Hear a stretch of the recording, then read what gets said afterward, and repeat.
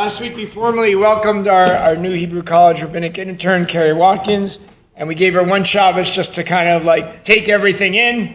Now we're throwing her into the fire, and we welcome her to deliver this Shabbat's Dvar Torah. Shabbat Shalom.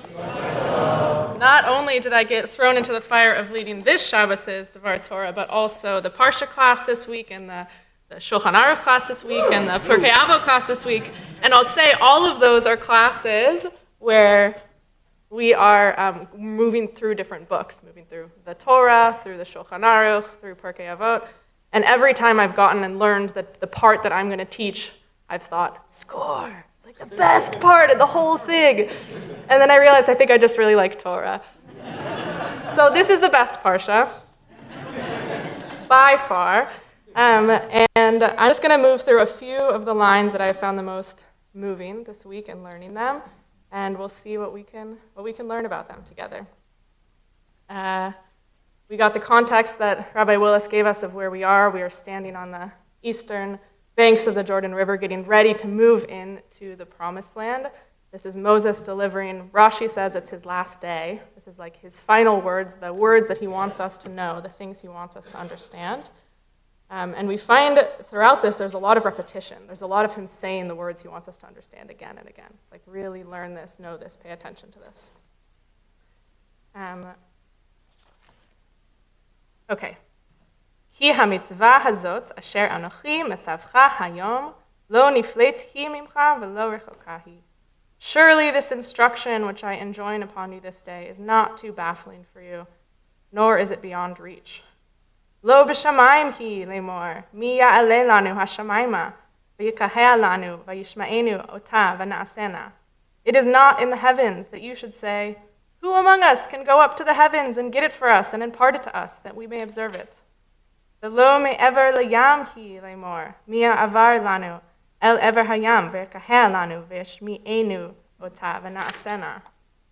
Neither is it beyond the sea that you should say, who among us can cross to the other side of the sea and get it for us and impart it to us, that we may observe it? Ki karov elecha hadavar me'od, b'ficha ulevavcha la'asoto. No, the thing is very close to you, in your mouth and in your heart, to do it.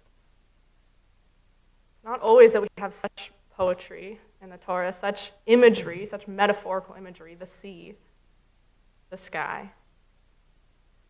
And how moving and how resonant. How often do we look outside of ourselves for answers? Do we look for other people to do who's going to go get the thing that's over there? Not me. Somebody else is going to go. Who's going to go do that? Where is the thing? It must be all the way over there. And this Torah here is telling us, no, it's right here. Look no farther than your heart.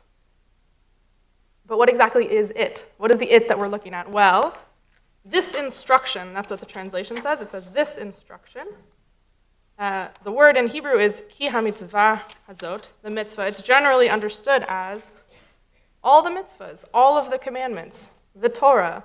That's what it is. And from that perspective, what Moses is saying to the people is, when I'm gone, don't look around for somebody else to replace me. Don't look for someone to go up to the heavens and across the sea for you. You have what it takes. This is Moses outlining a new model of leadership, a new model of relating to God. It's a very, very beautiful read and not what Ramban says. So the medieval commentator Ramban has a totally different idea. He said if it meant all of the mitzvot, it would have said all of the mitzvot. But what did it say? It said ha mitzvah hazot. It says this one mitzvah, this mitzvah. That's what it says. So Ramban says, of course, what that's referring to is the mitzvah we were just talking about before we started talking about this. So let's go back one pasuk and see what were we talking about just before. Since you will be heeding your God and keeping the divine commandments and laws that are recorded in this Sefer Torah, once you return to your God with all of your heart and all of your soul. Ki tashuv al Hashem elecha b'chol levavcha u'b'chol nafshecha. So Ramban says, teshuvah. That's the mitzvah that we're talking about. We're talking about teshuvah. The thing that is so close to us that it's in our hearts and in our mouths to do that we don't need to look anywhere else to figure out how to do is teshuvah. It is right here. In fact, it's not just in this pasuk that we have a reference to teshuvah. It's the entire chapter preceding it. It's actually remarkable. In the entire chapter preceding it, we have the word teshuvah, the root of the word, shuv, 7 times it shows up, which is an extremely significant number in our tradition. If you see something 7 times in close proximity, it's a major flashing light telling you to pay attention. Interestingly, if you're only looking at the English, you would completely miss this, because as it's translated in our Eitz Chaim, and most translations translate it completely differently. So I'll show you a few of them in chapter 30. It says, and you take them to heart. Beautiful. But the word is actually v'hashevota alevavecha, and you return it to your heart. V'hashevota, there's shave.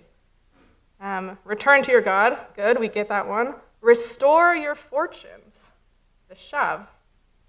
Bring you back together again. It's actually the word again. Shav.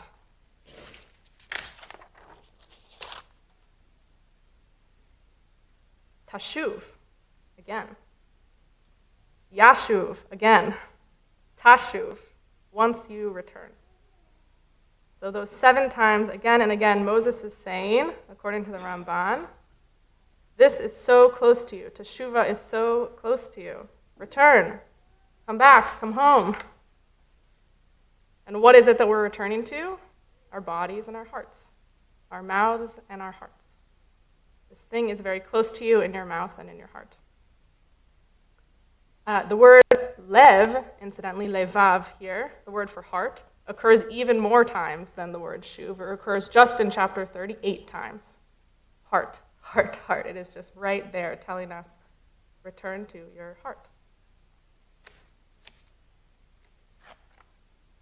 Another very moving line that we spoke about already today. I call heaven and earth to witness against you this day. I have put before you life and death, blessing and curse. Choose life, that you and your offspring shall live. Uvacharta b'chayim leman techye ata v'zarecha. So on the one hand, I think this is like a super obvious injunction. Of course we're going to choose life, and especially when there's literally a baby here. We're like, yes, this makes so much sense. It's like almost there's nothing to learn here. It's like, of course we're choosing life. Of course we're choosing life. And I think that's because we're Jewish, that it's so obvious. I think if we weren't Jewish, it actually might not be quite as obvious. If you look at many of the religious traditions throughout history, choosing life was not the main thing going on. Think about ancient Egypt, where the main thing going on was worshiping death. Think about religions today, where a lot of what we focus on, a lot of what other religions focus on is the afterlife, is heaven, is hell. Nowhere in the entire 5 books of Moses does it talk about heaven and hell. It's later. We for sure get to it later. But here in the 5 books, what we say is uvacharta b'chayim. That's what we're talking about. We're talking about choosing life. I've been doing an experiment, though, this week, where I thought, am I always actually choosing life? Sure, in the big sense, yes, I'm on board. That makes sense for me. But in every single moment, am I choosing life? So I did an experiment, and I just dropped this sentence, this question, into my week. Every day, many, many times a day, I would just think, am I choosing life right now? And you might ask how I remembered to do that so many times, and the answer is that I was nervous enough about preparing for this Devar Torah that it was no problem whatsoever. It came up all the time in my mind. But something really remarkable happened when every single time that question landed for me, which was that I woke up a little bit. I was like, and you might just notice for yourself right now, just try it. Uvacharta b'chayim, am I choosing life right now? Yeah, I hear all these, It's like, interesting, like maybe in some ways. I mean, am I living the most fully alively right now? Am I living in a way that honors my life the most right now? Am I living in a way that honors the lives around me the most right in this second? Am I as alive as I can possibly be in this moment? So the question didn't serve as a thing that I would then answer. It served as like a kind of recalibration for me, just even in little tiny ways in each moment. And for the most of the first part of the week, I was focusing on the life part of this. Like, am I the most alive? Ramban, our guy from before, draws our attention in a different direction, as he is wont to do. He says, focus on the word choose. We have free will.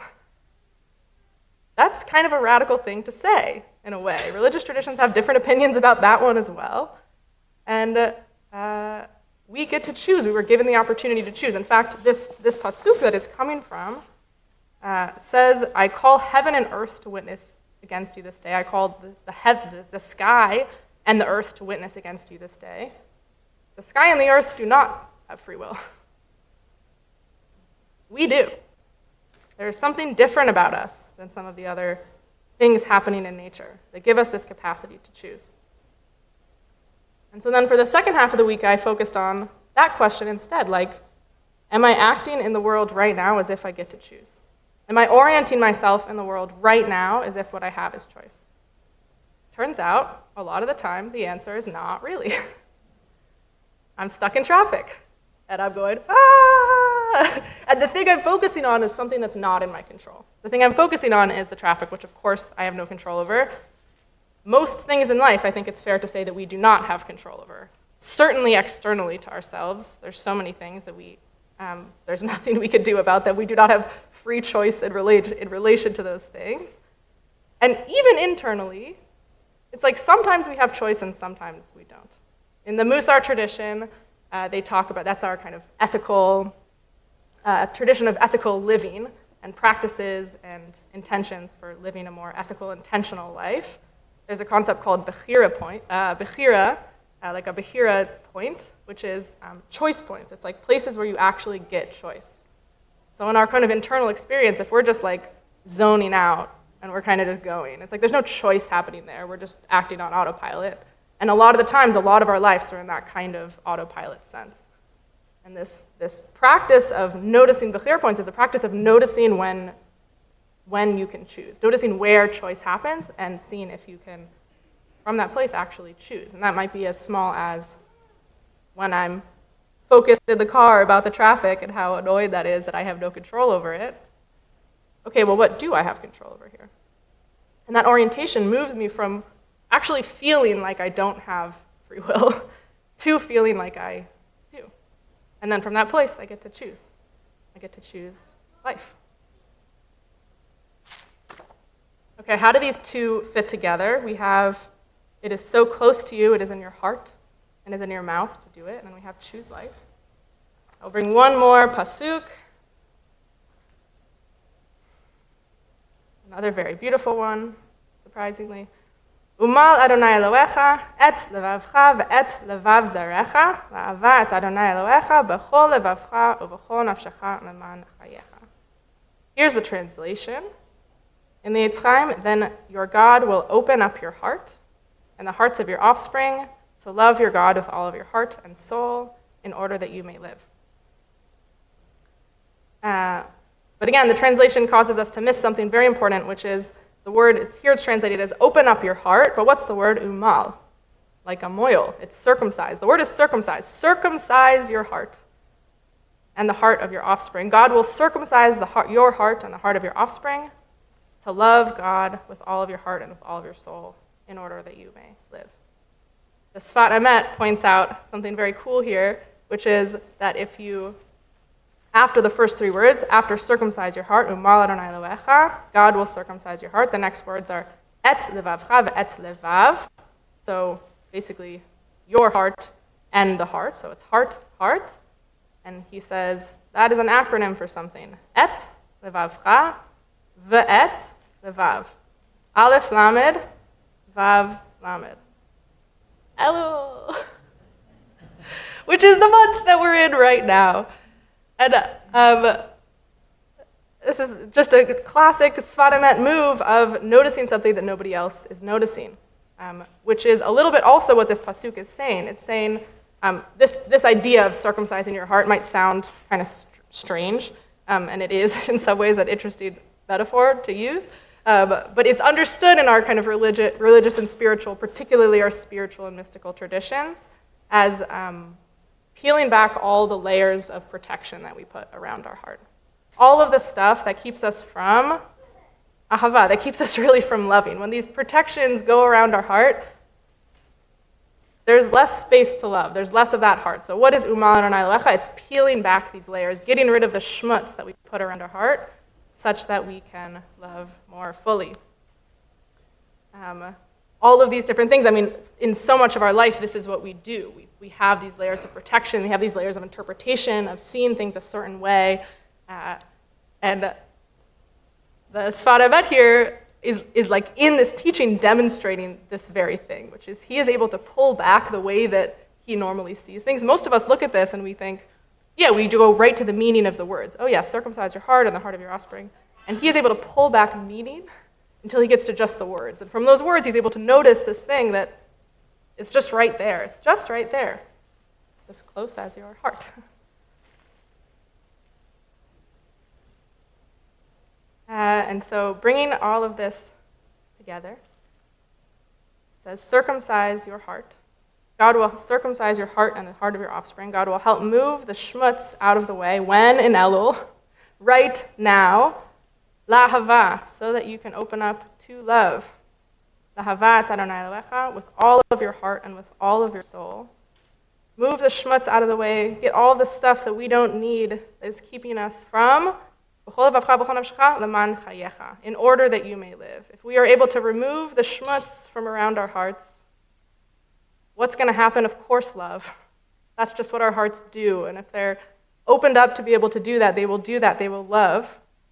And when they are able to love, when our hearts are able to love in their fullness, in all of their fullness, when we are able to return our hearts to their fullness, leman chayecha, we will live. That's how we will live. That's how we will choose life. So choosing life is paying attention to our hearts. It is no farther away than our hearts. Good Shabbos.